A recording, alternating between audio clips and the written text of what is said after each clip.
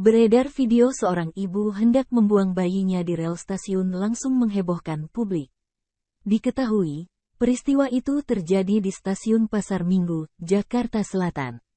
Dalam video yang beredar, terlihat ibu tersebut tengah dipegangi oleh petugas stasiun. Akan tetapi ibu itu terus memberontak. Sementara itu, bayinya digendong oleh seorang petugas lain dan terus menangis tanpa henti.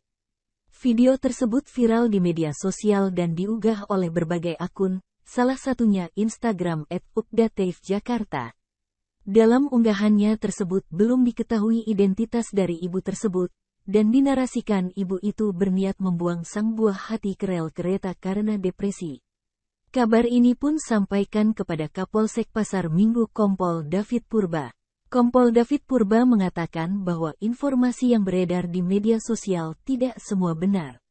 David mengungkapkan, ibu itu tidak berniat membuang bayinya, namun ia ingin bunuh diri dengan cara melompat ke jalur KRL. Akan tetapi, ia belum bisa memastikan apakah ibu itu hendak mengajak anaknya untuk bunuh diri atau tidak. Lebih lanjut, David membenarkan peristiwa itu terjadi di stasiun Pasar Minggu. Peristiwa itu terjadi di Peron 2 pada Sabtu, tanggal 2 September tahun 2023, malam. Dikatakannya, bahwa sang ibu telah membuat surat pernyataan yang berisi tidak akan lagi mengulangi perbuatannya.